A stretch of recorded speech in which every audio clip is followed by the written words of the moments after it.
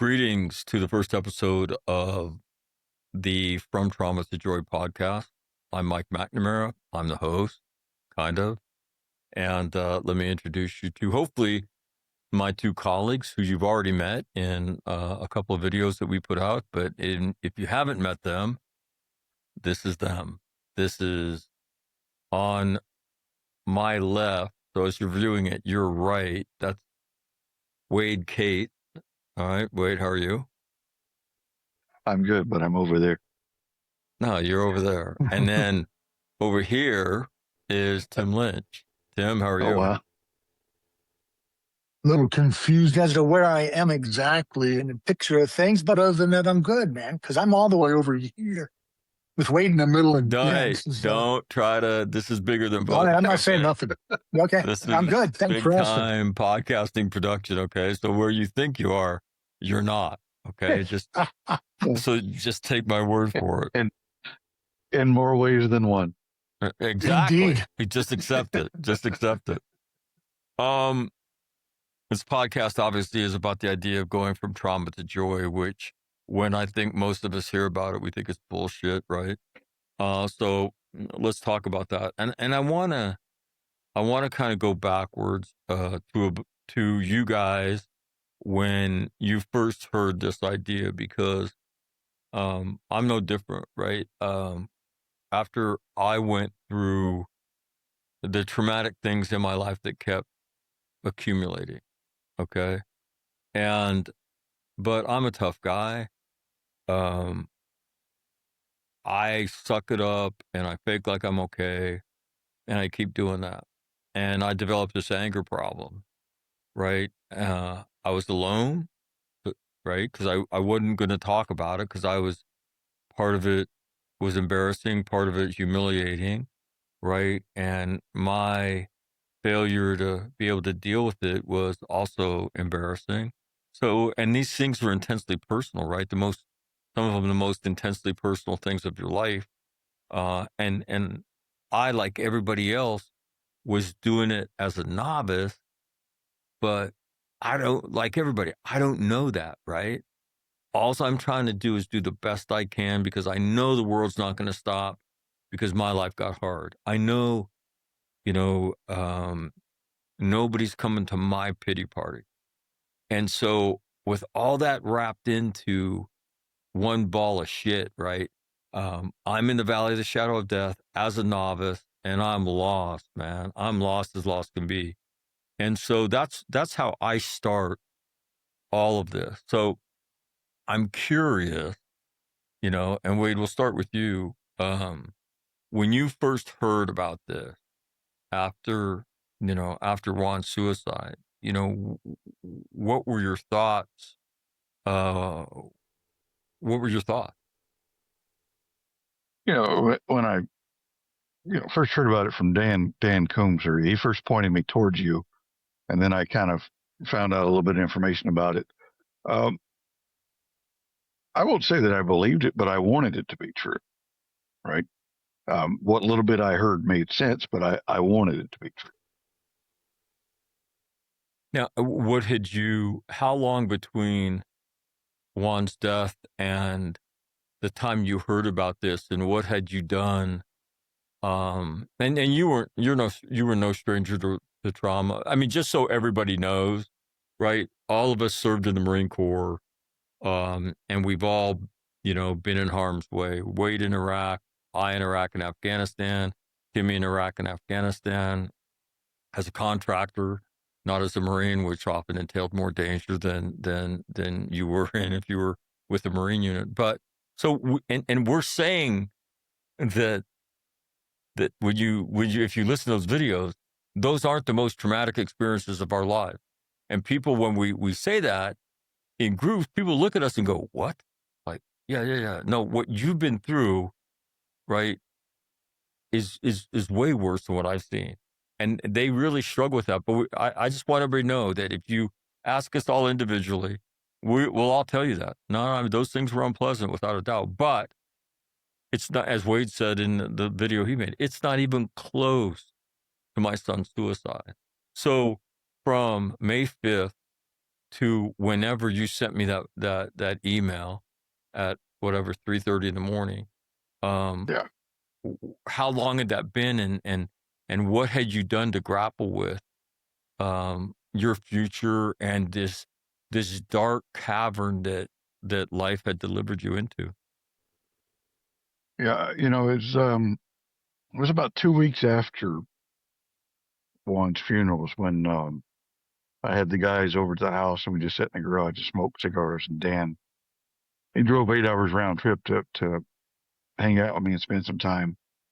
He pointed me to All Marine Radio, and it's probably a couple of weeks after that I really checked it out, and then I sent you that message. It was maybe a month and a half. But as far as what I had done, just survive.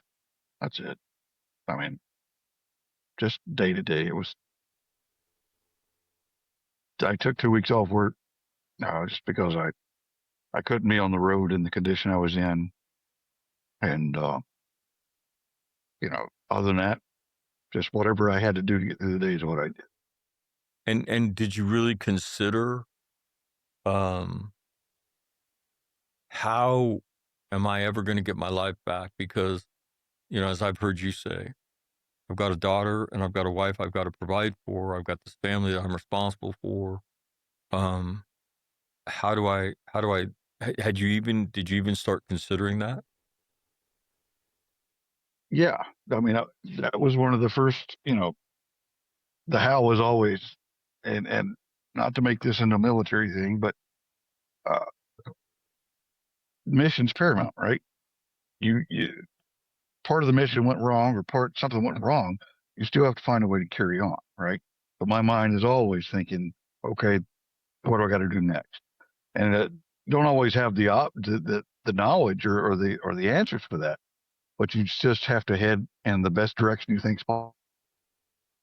And that's what you were doing, was heading in the best. And I know that, yeah, I had no real plan of how to do this. I knew I had to find a way to do this because I still have a wife and daughter. I still have to be in the game, be in the fight, and provide for them, and in some way, help them through this as well.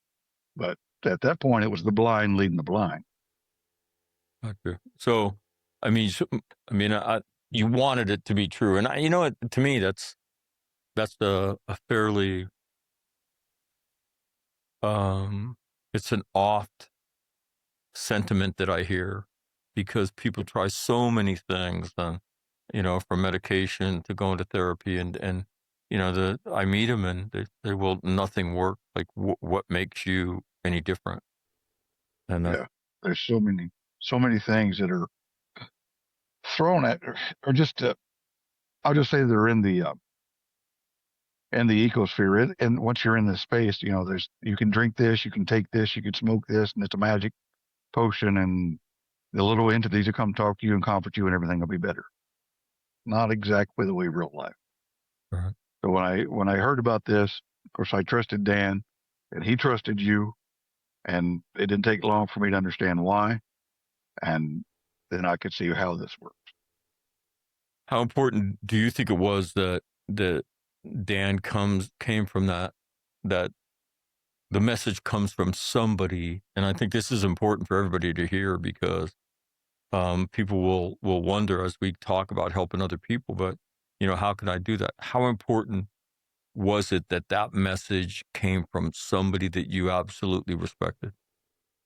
Well, like I said, it kind of moves it to the front of the line. If somebody you respect and trust says, "Hey, this guy is someone you need to listen to. He's talking about these things, and I think it could help you," then it has credibility.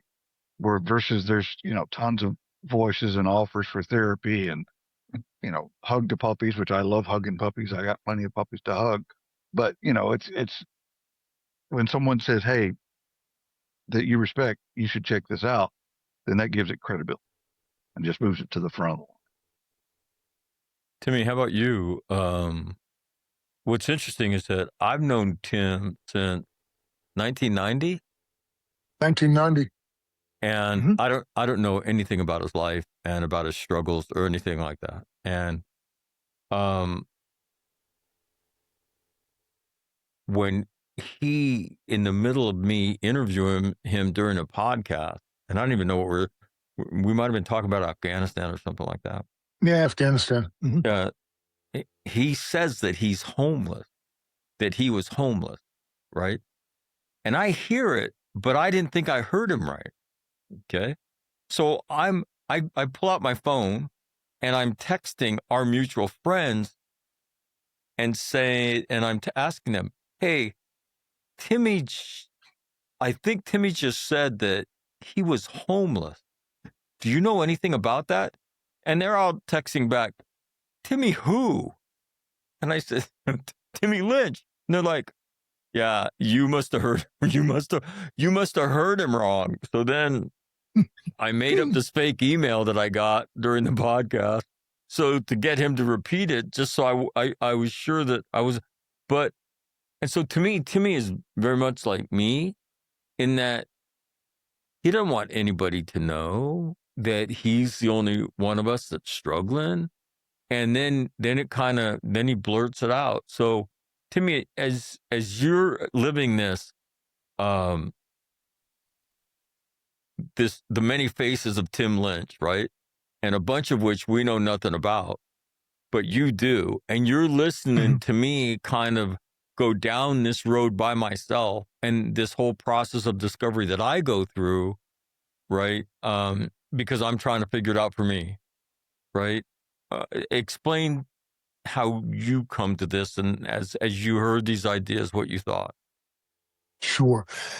When you started your podcast, I was working for a trucking company. I was like Wade, but not a truck driver. I was the safety manager on an oil field trucking company. So I was constantly out of my little my very nice F-250 Ford work truck, and so I had time to listen to your podcast, and I didn't miss it. I don't think I missed very many days at all because I've known you since 1990. I didn't realize that you were that clever as a podcaster. But and I'd enjoyed when we linked up in Afghanistan. Wait a minute. So the fact that I had won a Marconi Award, did you know that? I didn't know that. No. So my credibility as a wouldn't podcaster. Believe that. No, you were doing a good job. And you were interviewing all these veterans from all these different wars, and I could tell that you had an agenda, and the agenda was to get towards the end of the interview and ask them how they handled it. And I, like you, noted that everybody ended up in the same place, but some took 20, 30 years to get there. And that 20 and 30 years were generally consumed with substance abuse, isolation, and stuff like that.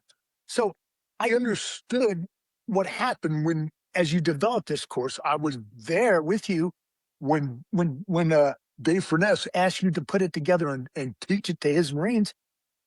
I understood what you were saying. I didn't think any of it applied to me because I was still the thought that I would ever get back to where I felt I should have been was like an alien concept. And because I've seen you do this before, take conventional wisdom and turn it on its head with your decision-making course, which I generally endured.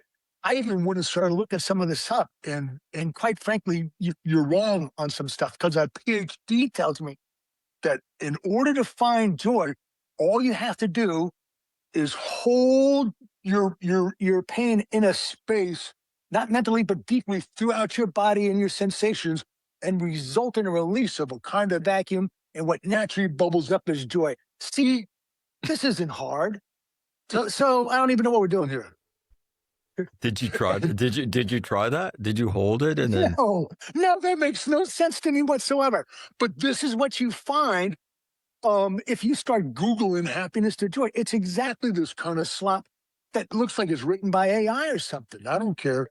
I did not think it would apply to me because when I went to go to Furness's change of command, which is where we all linked up in this, and I go to this change of command, knowing I'm going to run into everybody, all kinds of people I knew, and I knew that all of them would take one look at me and they'd know that I've been homeless, I've been fucked up, I've been a pothead for like a year and a half.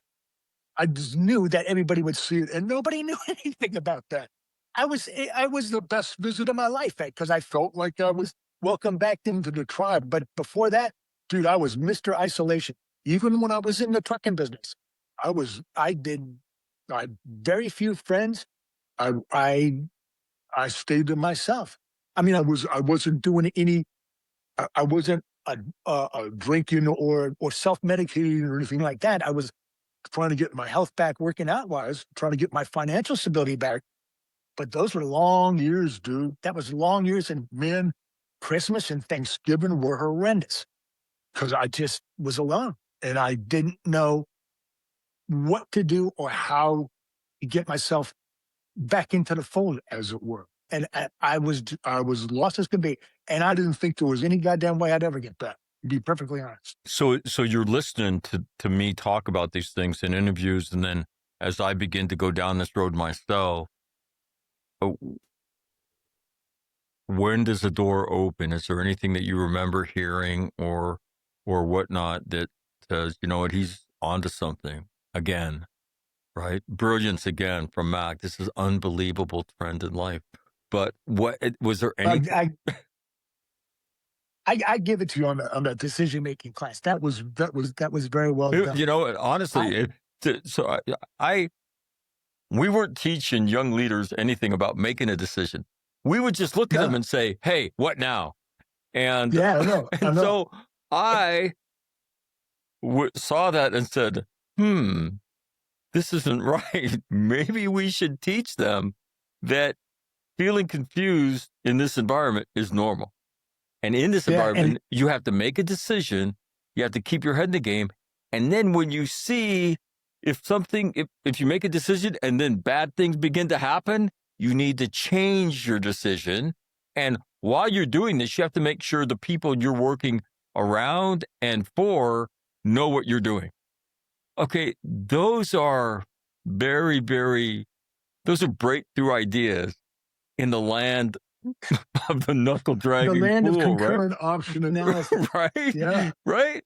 Yeah. And so I put together that class because there was this gap between what we wanted people to do and what we taught them to do. And this experience is almost identical when I begin to go down this road. I don't know shit, right? So then I start asking people about, okay, so then what happened in your home, right?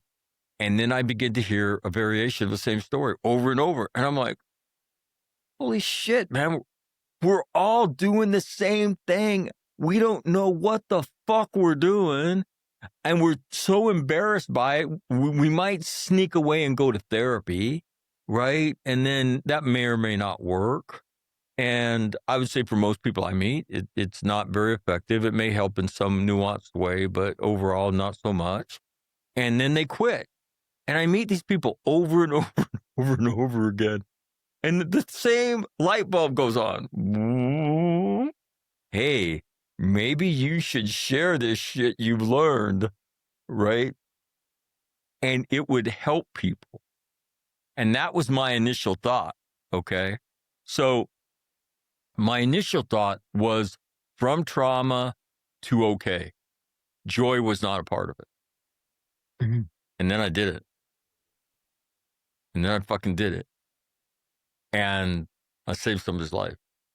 And it was it was Luke's mom, Libby, who changed my life because, you know, she sent me an email and she said, it was entitled From a Grateful Mom. And I emailed her back because I help people, you know, as Marines, we helped other Marines. And I emailed her back and said, Libby, you don't have to thank me. I mean, I'd do anything for your kid. Right. And then she emailed me back and said, yeah, you don't get it. I was like, what? And it was kind of comedy. She says, you have no idea what you've done. You have no idea how many people were in that dark place with Luke. And she really taught me that because I didn't think about all the people that are in there when you're in there. And she said, you know, Mac, you know, when you helped Luke come out of that dark place, you helped all of us come out of that dark place because all of us were watching his dance with death because we were terrified of what was going to happen, you know, that we were going to lose him. And and so the first part was, and so you're listening, and Timmy is listening to this, me go through this, because it's all me going down the Hansel and Gretel trail of, well, wait a minute, that doesn't make sense. How does that make sense? And how does that make sense given our statistics of suicide in the country and in the Marine Corps? I mean, those statistic lines aren't good. And you're telling me that shit. And you're telling me it worked. Bullshit. And so, pick up the next breadcrumb and then start picking the scab and going down that rabbit hole. And Timmy's listening to this whole process of discovery. But see, what's different about Timmy is he understands my inner brilliance, right? He's seen me tilt the earth before. So he's not anyway, and so was there anything that you heard, because there's things that stand out in my mind. I interviewed a guy who fought on Iwo Jima, and his last name is Humphreys, because he's the uncle of a good friend of mine named Jess Humphreys, and I'll remember his first name here in a second. But he lived in Nebraska, I think, or Iowa, just salt of the earth guy. Went home from that experience of World War II and got on with his life. So when I asked him, well, do you have nightmares? He said, oh, yeah, I do. And he said, but I don't lay in bed and struggle. And that completely got my attention, because I think everybody who goes through anything traumatic, it comes back in nightmares. He said, I get up and he said, I'll read the Bible, and at some point I'll get tired again and I'll go back to sleep. Or if I don't go back to sleep, I'll take a nap during the day. And I thought, he doesn't deny it, right? And he's not looking for a med to numb it. He just has found a very effective personal way. Hold on. Hey! My dog. Puppies. Yeah. One's dumber than Hugging the other puppies one. again. There you go. But I thought I learned from Cal Humphrey that he was completely okay with his struggle. And a little light went on for me about, hey, okay, so you can't sleep through the night on a given night. Try to go back to sleep. If you can't, get up and work. And at some point, take a nap if you can. For those of us that work from home and are self-employed and things like that. If not, suck it up. And as soon as you come home, take a nap then. But you're listening to all of this. Was there anything, did you have a Cal Humphreys moment when it's human, it's okay, yada, yada, yada? No. I was reluctant to accept this, because I've seen you do this once before. I'm like, fucking Mac, I'm not going to listen to this shit again. No, I got remarried, which was a very good move on my part. I was in the process of having a book, what I thought was going to be a very significant book deal, being cemented right when COVID hit. And I was still blogging, which I started in Afghanistan, which is why I was writing the book. I was still blogging at the time. And I immediately knew that this story about COVID was bullshit, because I'd spent time at the Dugway Proving Grounds. I understand chemical and biological warfare. I know what a 2-micron virus is, and I know what damn surgical mask is. Okay. Let's try not to go down the COVID rabbit hole, okay? No, I know, but I'm just saying. So I know you don't need any help going down a fucking rabbit hole. I know that. No. I'm just saying that I right off the bat detected it was, and I start writing a series of blog posts, which cost me that book deal. I mean, it was gone, because the publishers and the people I was dealing with were incandescent with rage that I would question the wisdom of Anthony Fauci and that Deborah Brooks woman, right? And so about that time, suddenly, here in Texas, what appears is not legal weed, but the THC 8 and 9 stuff that you can buy, and it's like smoking weed. And I started thinking maybe it's a good idea to do that. And when my wife caught me and made me call you, remember how much she was screaming at my ass? That's when I decided I better take Mac's stupid seminar here and start looking at another way of handling this. That's my magic moment right there. That was Which again, you can that was moderately awkward. Tim talking to me with his mom yelling at him, except it's that's his wife. my wife. Yeah.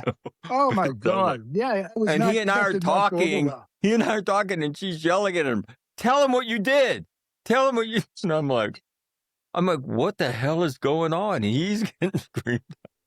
And I'm like, I know. okay. And so I had to I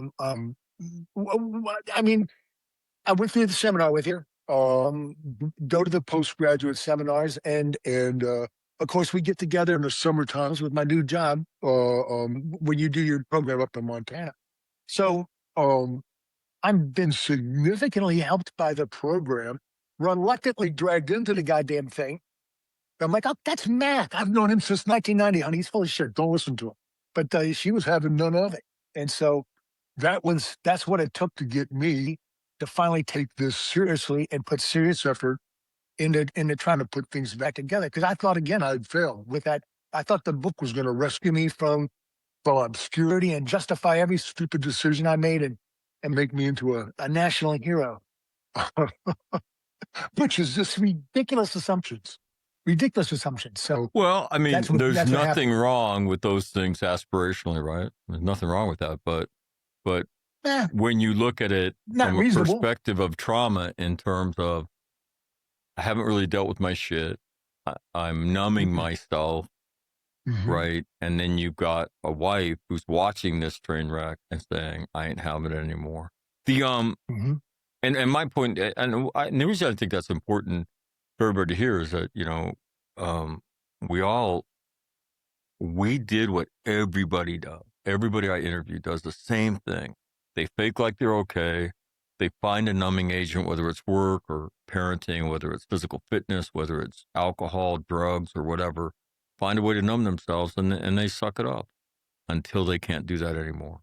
Okay, and because it's hard. I want to talk about the truth. Um, when one of the things that opens this whole world to me is an incident when I was in the Marine Corps, and a helicopter crashed and 4 Marines were killed. One of them was decapitated. We tried to save the other three, but they all died. And a couple hours, and it was the first time in my life that I had done the dance of death with somebody, which is your hands are on them. You're trying as hard as you can to save them. They're trying as hard as they can to live, and it's not working. And it is this intimate experience, right, that you go through as they die. And so later that day, 3 hours later, one of my senior enlisted guy, so his name's Lance Y. He showed up where the crash had happened, and he looks at me and says, "How are you doing, sir?" And I knew him, and he's a great guy, and we had worked together before um, when I was the junior officer in the Marine Corps. And I said, "Well, I don't know. I haven't really thought about that." And he looked at me and said, "You know, you're never going to get over this, right?" And I said, "What?" And he said, "You'll never get over this." And then um, I won't go into exactly what I said and the way I said it, but I think I said the F word about 15 times. And, well, no, I will say it. I will say it. So I look at him and I said, and he was a gunnery sergeant, and their nickname is Gunny. And I said, "Well, Gunny, I'm not exactly fucking sure, but I'm pretty fucking sure that the fucking therapist doesn't say that to the fucking patient right about fucking now. So why don't you get the fuck away from me?" And he just looked at me and he said, "No, sir." And I said, "Who told you that?" And he said, "Vietnam guys told me that." He said, "And it's really helped me." He said, "I went through something years ago that wasn't nearly this bad, and that advice always helped me."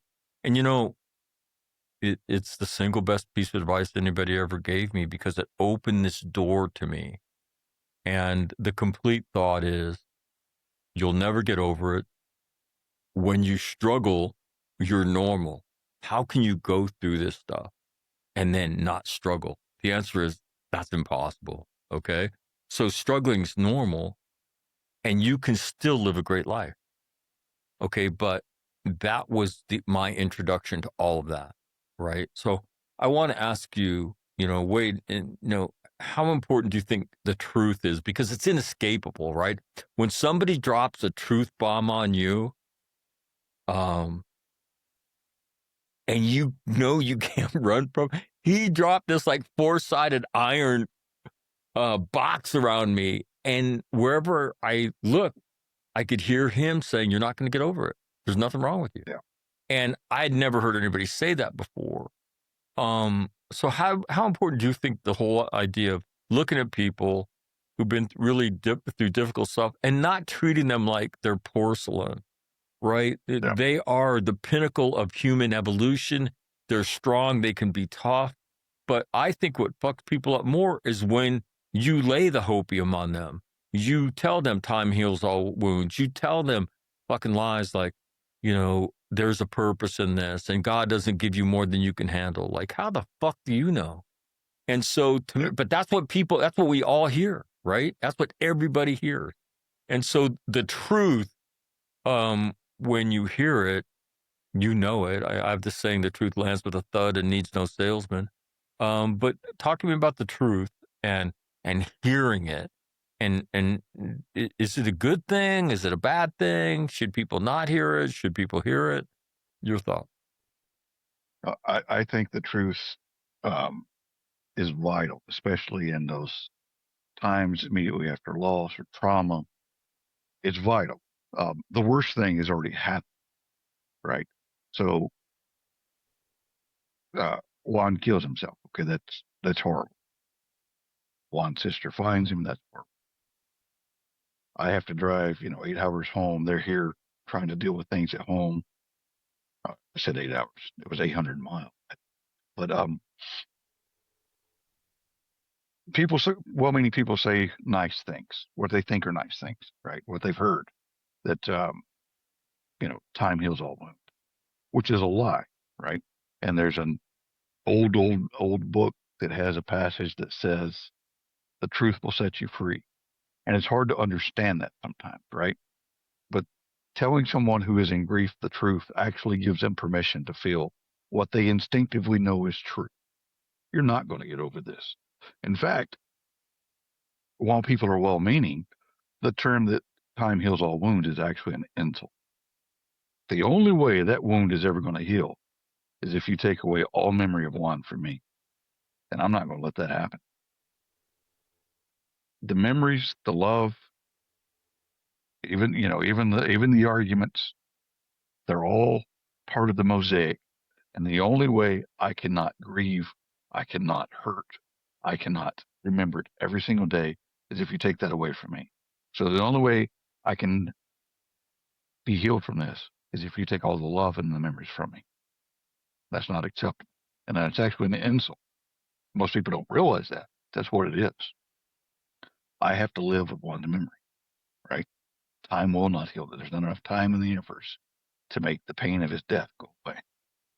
So you will not get over this. It's like a ray of sunshine into this dark room. It doesn't make everything just, angels singing gloriously better, but it's an epiphany moment for a lot of people to realize it's okay. I'm not going to get over this. There's no way, but it's okay. Yeah, and again, I sitting on three boxes in the desert, when he says that to me, and much like Dan Combs for you, who told you that you should check me out, this guy would die for me. If I told him to go do something and it might cost him his life, he'd go do it. He's that guy. He's a guy like that, and we all have, been lucky enough to serve with people like that. And I knew he wasn't lying to me, but after the shock of hearing it, and it is kind of what, and I hear that all the time from people. Like, I've never heard anybody say that. I say, yeah, no, I've heard that before. But after the shock wears off, it's almost like it's comforting, right? It's comforting because time heals all wounds. Well, it's not fucking healing mine, you know? Yeah. What's And wrong because with what's wrong with me? What's wrong with me? Why can't I feel the way I used to feel? Why can't I be the way I used to be? And then when you hear that, you think initially like, oh my God. And then later you think, okay, that makes sense to me.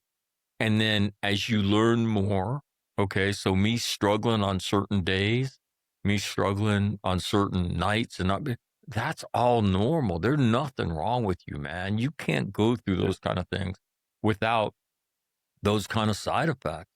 And then this idea that you can still live a great life. Whoa. And again, truth, truth, truth, truth. And to me, the power of this, the power of this podcast is the power of the truth. We don't do hopium, right? Yeah. We just don't do it. The people we deal with, right, have heard so much of that shit. And again, the people who say those things, they don't have a malicious bone in their body, but they don't know what the fuck to say when they get to the front of that receiving line. And so what do? They regurgitate something they heard their parents say at funerals. You know, it's okay. Time heals all wounds. Because they don't know what the fuck to, and again, I get that. But I would offer everybody some advice. When you get to the front of that line, hug them and squeeze the living shit out of them. Let them feel how much you care and say, I love you. I'm here for you. Anytime you need to talk to me, 24 hours a day, 7 days, I'm here for you. And then squeeze them again. And don't say stupid shit. Don't say stupid shit.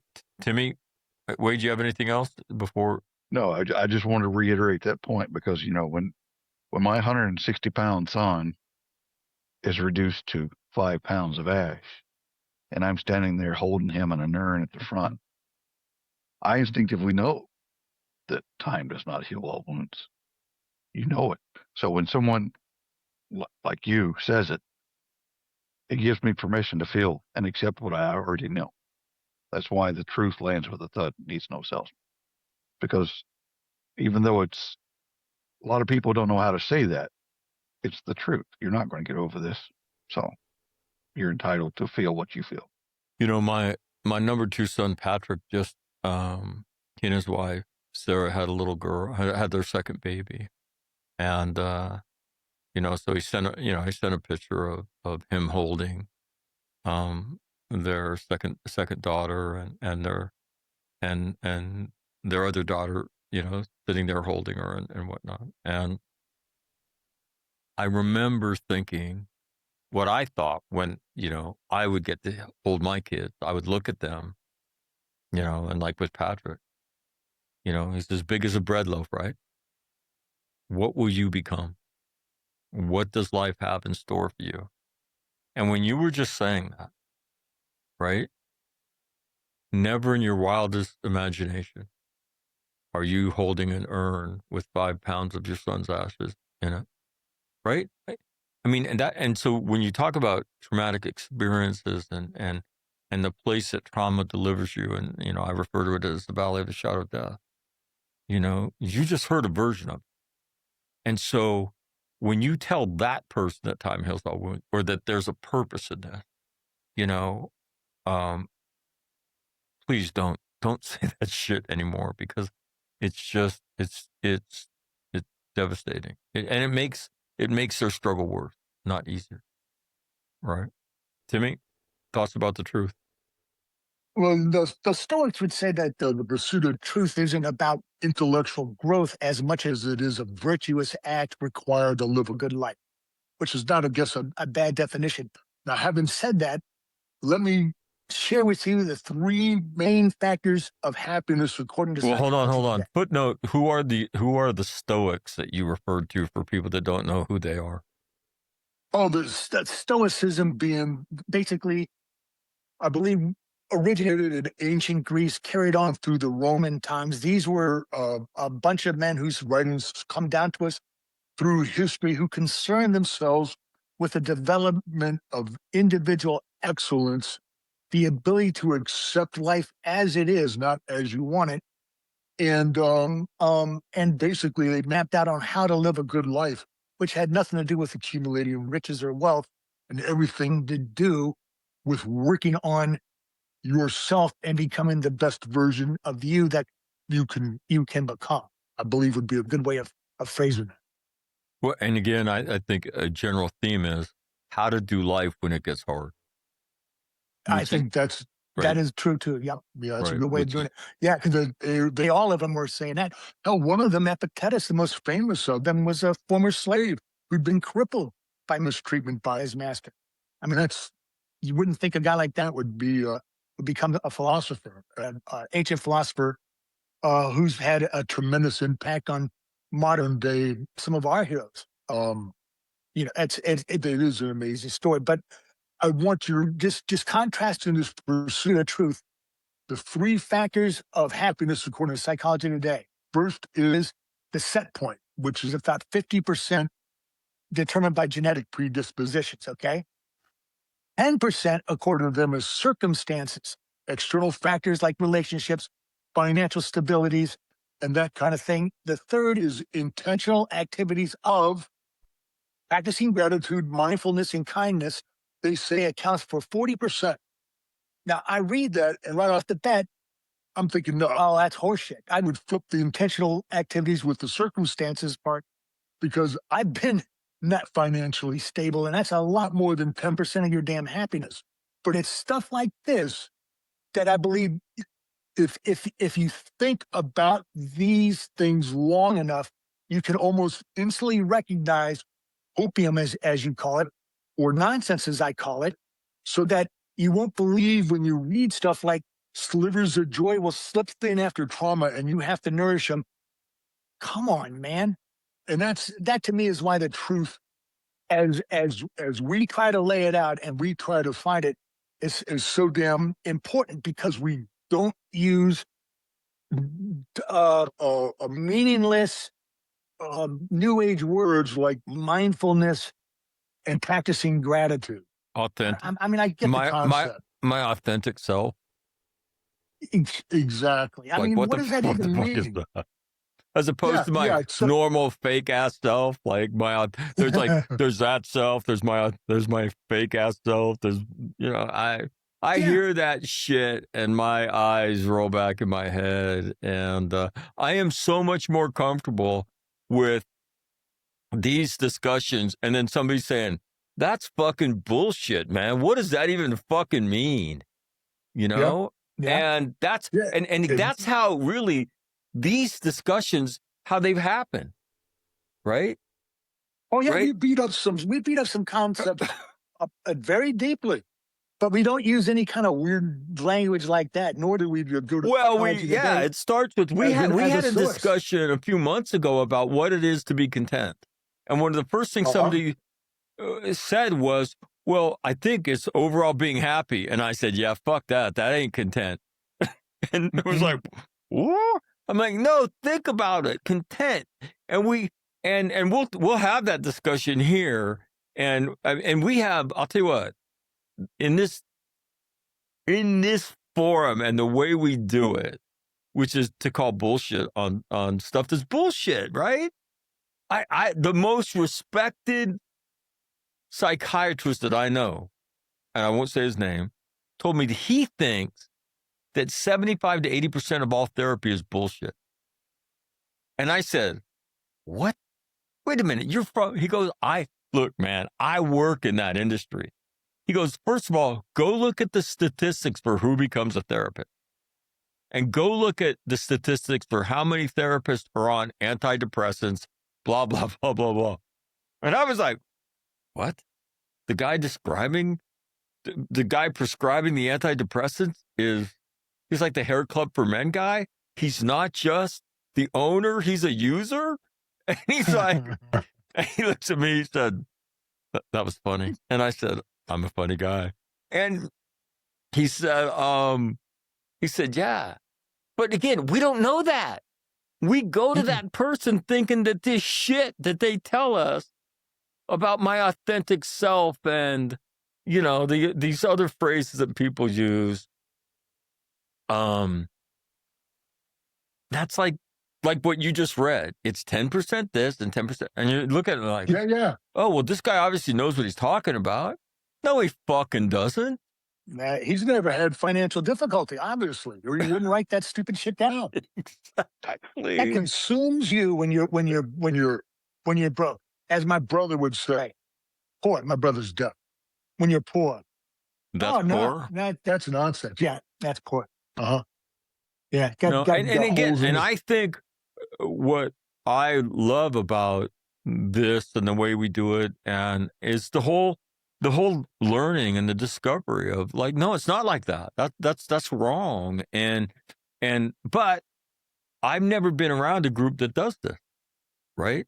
I don't know people that hold these conversations, and then all of a sudden you get a little confidence when you're around smart people, and you know they ask hard questions, and you're forced not to give hopium and not to give bullshit, and it's defined by what actually fucking works.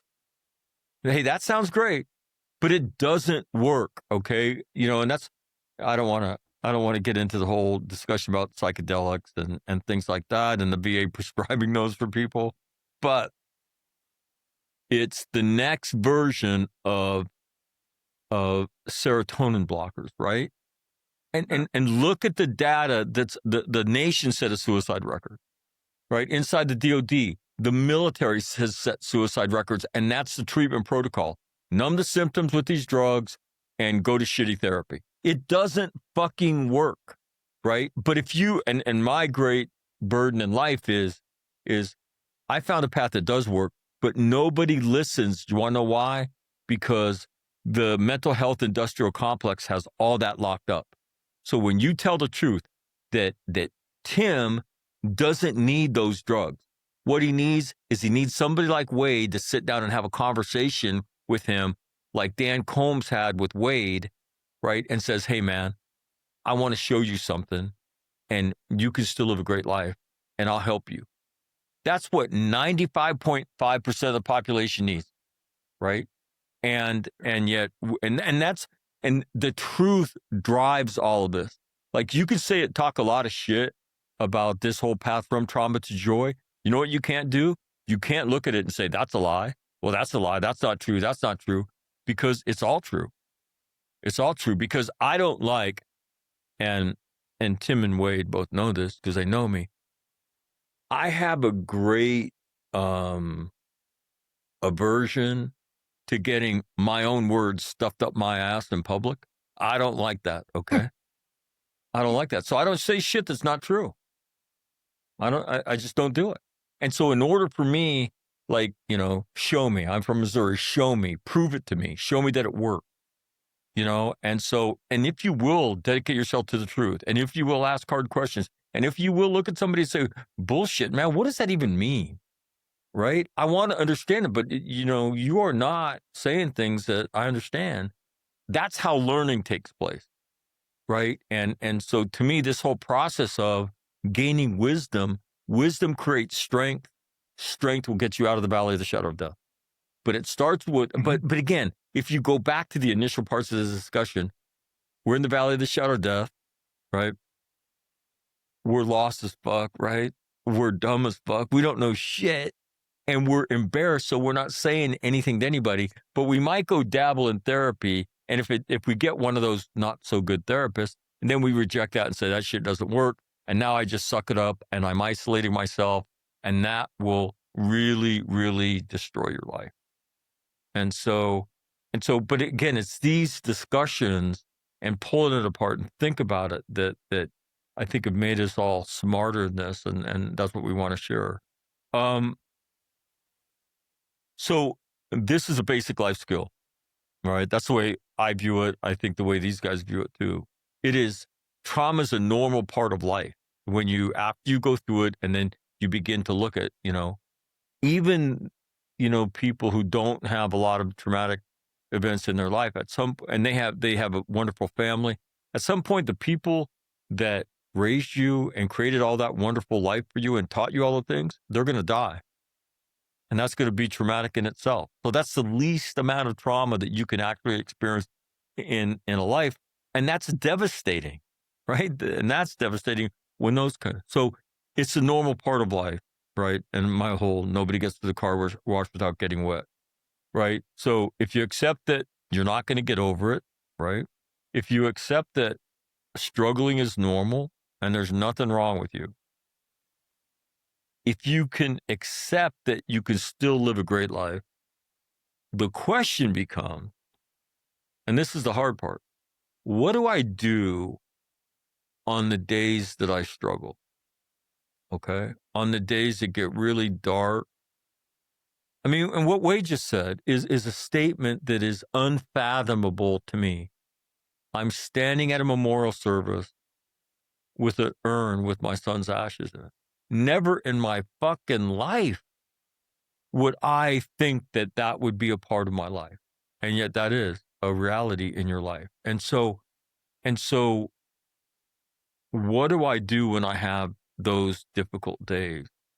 But, and again, the problem in terms of the people that I meet, they don't know any of the things that we've talked about here today, right? They don't know the truth. They don't know that struggling is normal. They don't know you're not going to get over it.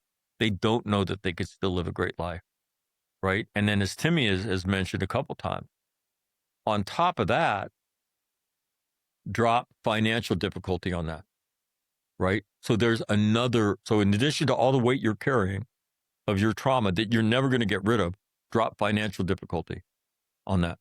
Then soak all that shit in alcohol or drug, right? And you can see how devastating it is and how it fucks people's life up, right? And so, so give me your thoughts on this as a basic life skill.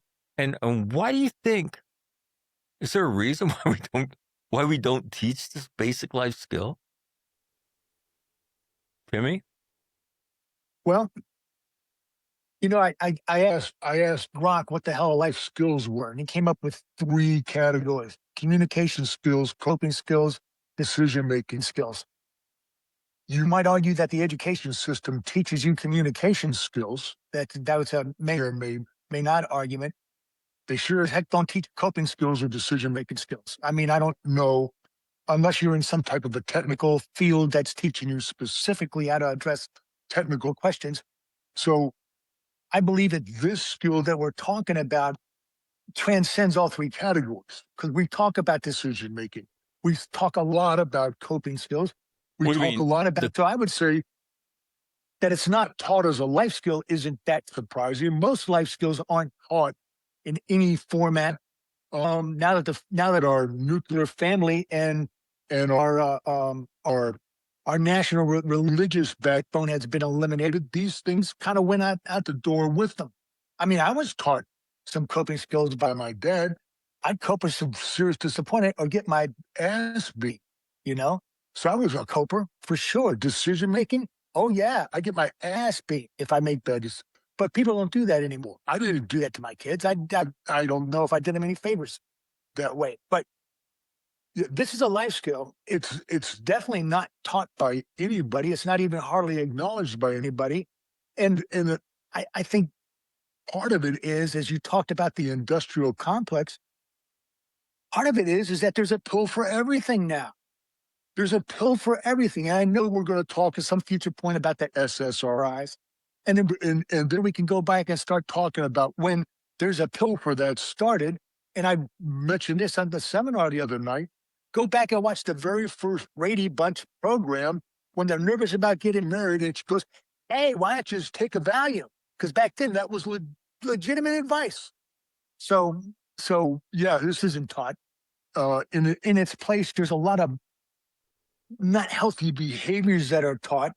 And it's Well, and then the remedy for if this I was is, paranoid, I'd say it seems to be a plot against us.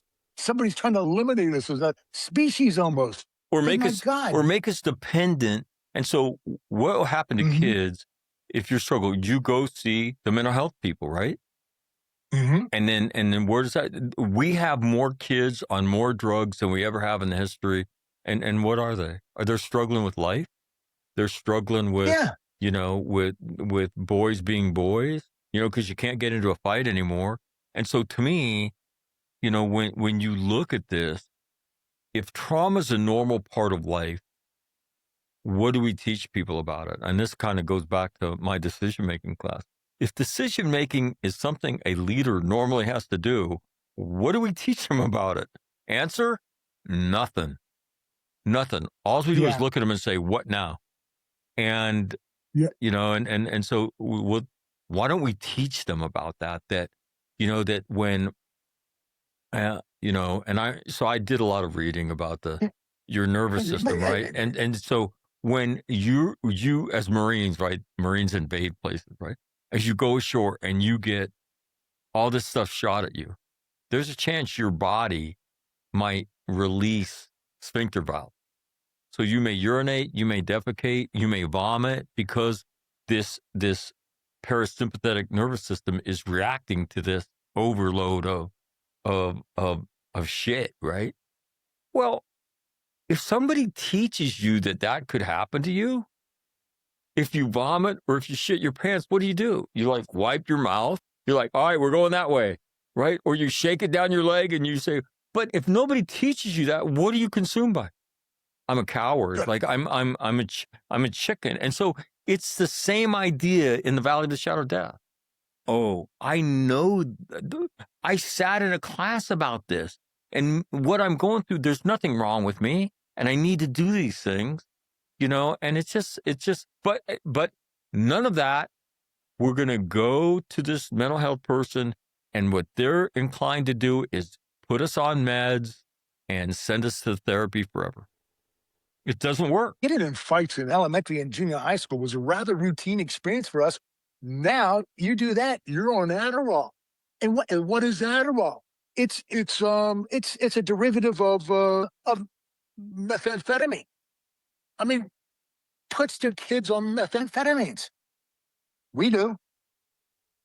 And it's ridiculous in my mind. It's just I'm just so glad No, but that I was raised in the era I was and raised. again, when I talk about the mental health industrial complex, the lawyers are in on it, the drug companies are in on it, the teachers are in on it, the healthcare providers, both the doctors and the hospitals, right? And big pharma's in on it. Everybody's in on it. And so it makes their life easy. Here's another sign for you. Easy. It makes everything easy. Just give the kid a pill and he'll chill out. And we can go about with our not teaching him anything of worth in our public health, in our public school system. It's well, again, and infuriating. again, I taught these ideas to first graders Without the language, I'm sure. without the language, right? The cuss word, yeah, without the potty mouth. Yeah, without me being my authentic self. So but so imagine me sitting in a classroom in Weed, California with first graders. I'm sitting in the little chair and they're all on the ground. I asked them 3 questions. Put your hand up if your parents don't live together anymore, right? Put your hand up if you have a pet you love has died. Put your hand up if somebody in your family has died. At the end of those 3 questions, every one of those 18 kids had one hand up. 2/3 of them had both hands up. I said, how old are you guys? We're 6 years old. We're 6 years old. And so to me, the 2 books I've written, right, From Trauma to Joy is the blueprint on how to do this.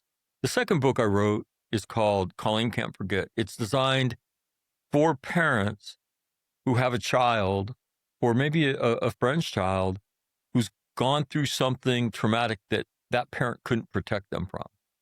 Because you can child size these ideas. It's okay. There's nothing wrong with you. I feel sad about things. You do? Because normally we don't pull that curtain back for a kid. Well, maybe you should tell a child enough about what you struggle with so that child knows that there's nothing wrong with them, right? And then you're going to teach that child these things. Here's what I want you to do on those days when you struggle. And then I want you to help somebody else. And so that to me should be in every school in the country, because with certainty, trauma's coming for you at some point, right? But what do we teach? We now teach young people there's nothing more important in the world, right, than your feeling. And Mm. talk about another lie. That's a lie too. Like, I'm not telling you that your feelings aren't important, because they are, okay? But so is financial responsibility. So is living your life with respect and self-discipline.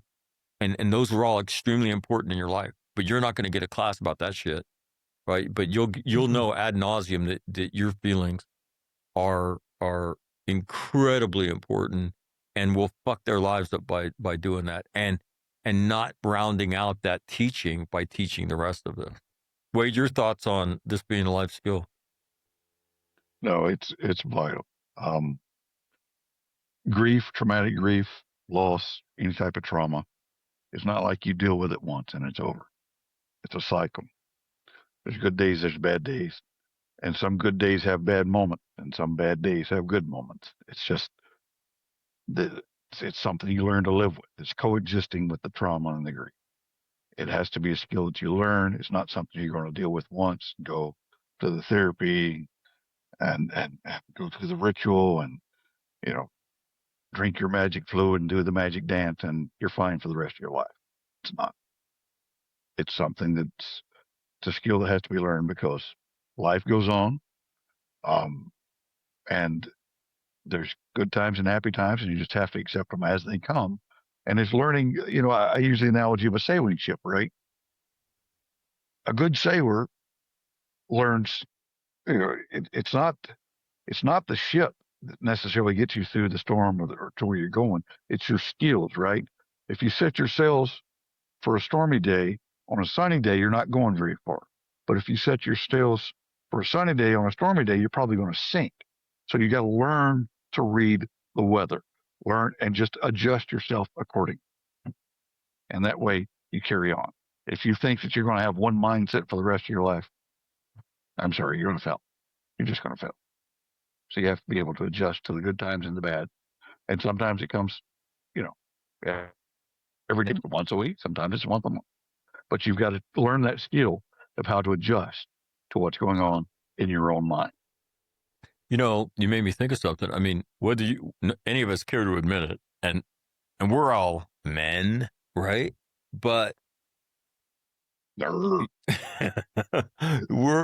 a more fragile version of yourself after Yes. you go through this shit. Mhm. Timmy, when he was coming to the event where our friend was gonna become a general of a big unit, he told me he threw up in every airport that he stopped in. Right now, here's a guy who spent 8 years doing contractor work in the wilds of you know Iraq and Afghanistan. Right? He's no daffodil. And but I mean, again, nobody tells me that. Right? Nobody tells me, hey, just so you know, tough guy, you're actually more fragile than you used to be, because Mhm.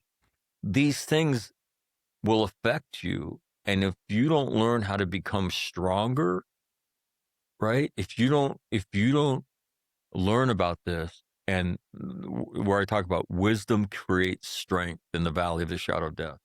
If all you're doing is white knuckling and faking it, at some point, it's gonna crush you. You know, I called the VA 800 line. I would never kill myself, because I would never do that to my poor kids. But I was struggling. I didn't know what to do. And so they said, go to a vet center. And I did. Right. Um, Timmy, right? I mean, he essentially comes to me.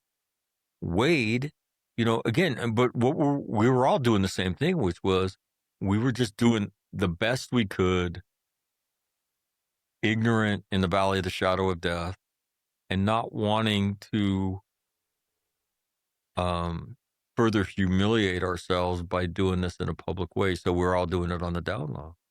And so, and my point to everybody is everybody does that. And so what these discussions are about is just this very, very basic life skill that you think would be very common in the world.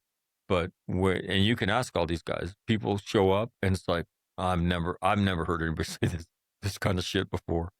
Right. And they look at you like, holy shit. Like, wow.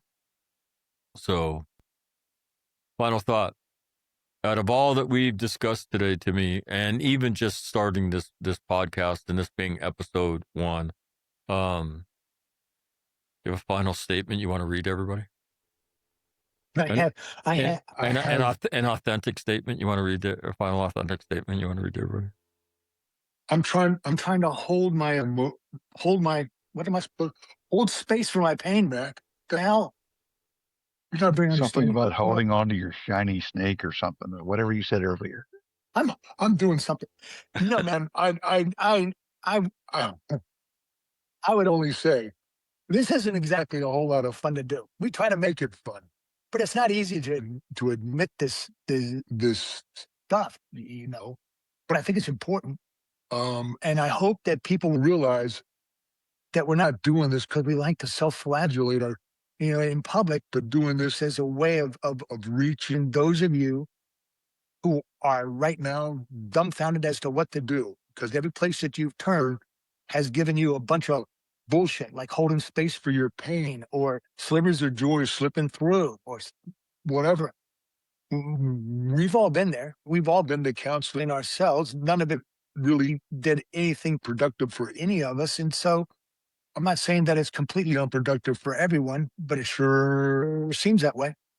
And I just hope that people realize that this train wreck is a train wreck for a purpose, and that is that we all desperately want to help whoever it is that wants to be helped, and we've all done it before, and we're looking forward to doing it again. Yeah, there's an answer inside of, unless you have a serious mental illness, if you just had your ass kicked by life, there's a path that you can follow, and there's an answer, and it's inside of you. And that's what we do is, and we've seen it happen so many times. And the miracles in my book, there's 24 different stories. Timmy's not in the book. All right. Wade is. Timmy is not. And again, it's a very simple concept. If these 24 fucking people can do it, so can you. Right? It's like Crayola smart, okay? It's Craneater smart. It's in the book, these people come from child abuse, child sexual abuse, dealing drugs as children, right? Being abandoned as children, and sexual violence, and then everything you can imagine in between, right?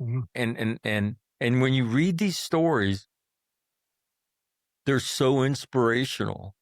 And the reason the stories are in there is for one simple conclusion. If these people can do it, so can I. Because I haven't been through what that person went through, what that person went through, or that person. And that's all way worse than what I went through. And I think that's a very humbling and good conclusion to reach, because until you kind of open the gate and begin to learn and embrace these true ideas, what you tend to tell yourself is nobody could understand me, right? That's what Timmy told himself. That's what I told myself, right? Wade didn't go down that path very long before he met me, but, that's what you feel. Nobody can understand my pain. And it's bullshit. It's absolute bullshit. But again, in our silence, because we're embarrassed, and this is in the tabernacle of our lives, because it's so sacred, we don't discuss it. And all these beautiful things are out there. And it's hard not to be enthusiastic about this because we've all seen it. And I'll drag some of these people on, and you're going to meet them, and you're going to hear their stories, and you're going to go, holy shit, man. And we know them, right? We know the personal events of their lives and how they struggled. And then, and then we've watched them change their lives. And so it's crazy, it's crazy. And that's why this podcast, dragging these discussions out of small groups and into the town square where they need to be held so that everybody hears there's nothing fucking wrong with you, man. You can't go through that without struggling. That's okay.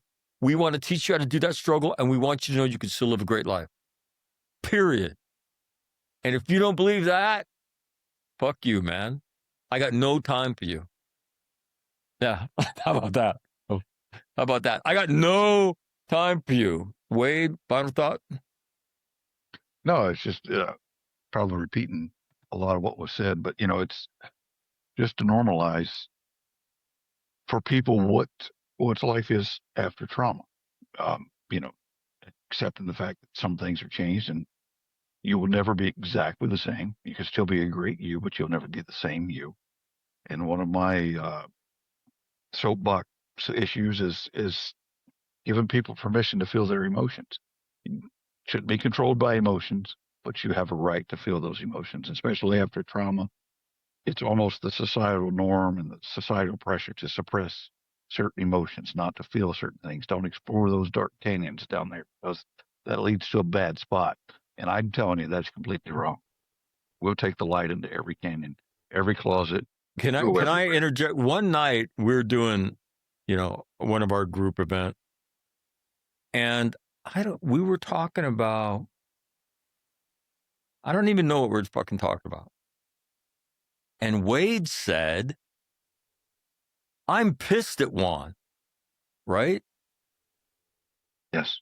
And you could hear the audible, like, wait a minute, you have nobody, I never heard anybody say that in my life out loud, right? On the aftermath of a suicide. I'm pissed, right? Now, not to say that people don't say it, but I never heard it. It became this beautiful discussion about, and Wade talked about, here's what he took. I love that kid to death. I would switch places with him right now with no thought at all.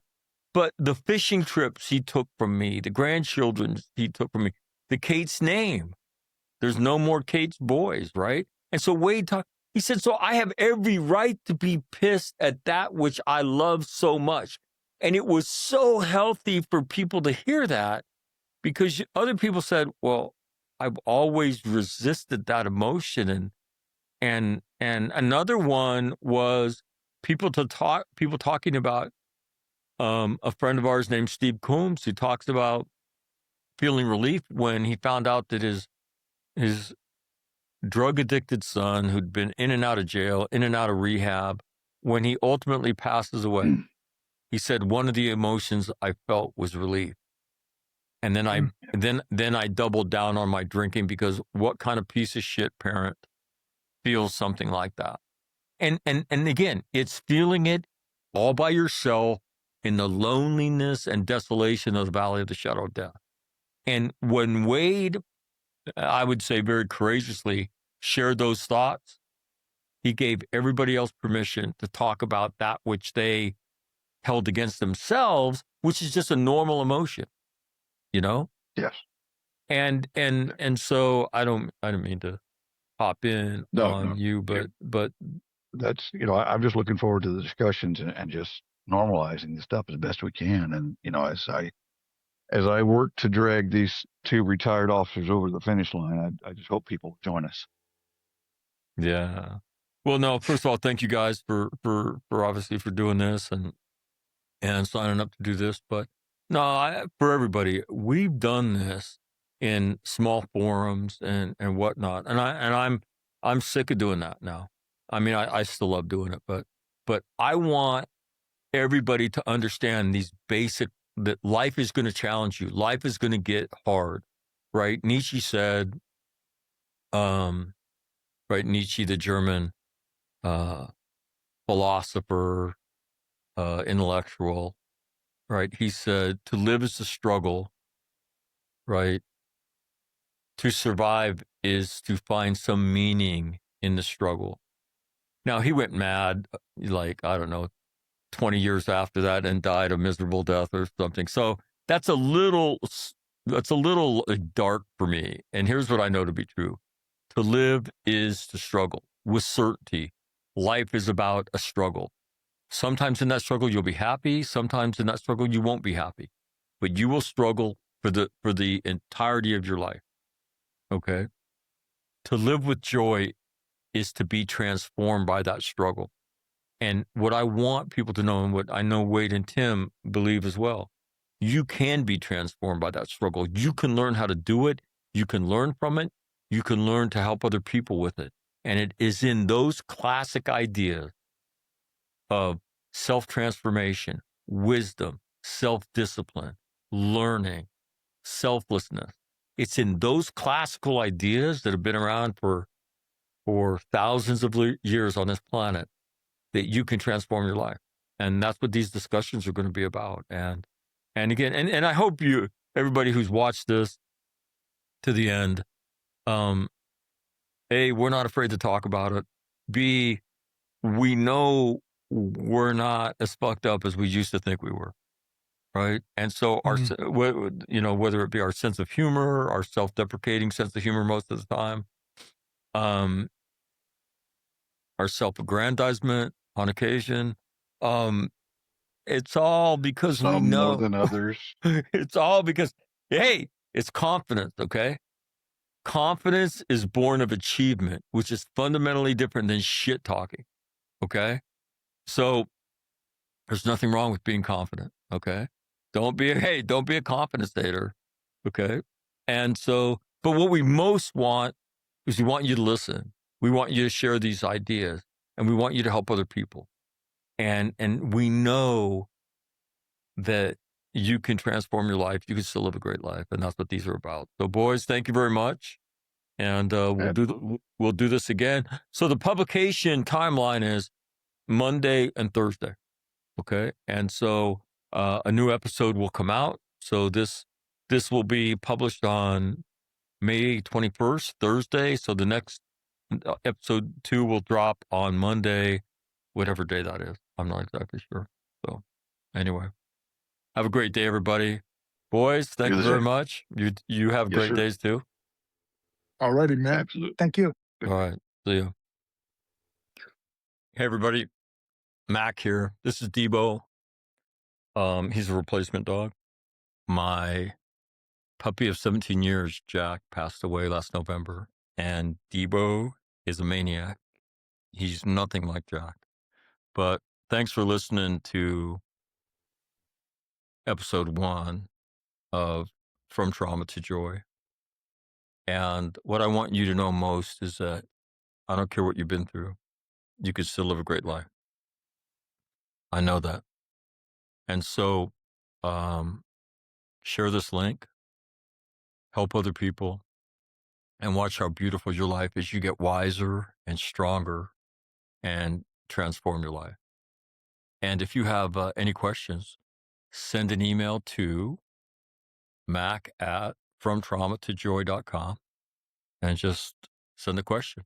And at the end of these podcasts, we'll do a Q&A period where I'll take these questions and pose them to both Wade and Tim, and we'll talk about whatever you want us to talk about. So with that said, thank you very much for watching this, and good luck in whatever you're doing, and we'll see you in a couple days. Ow.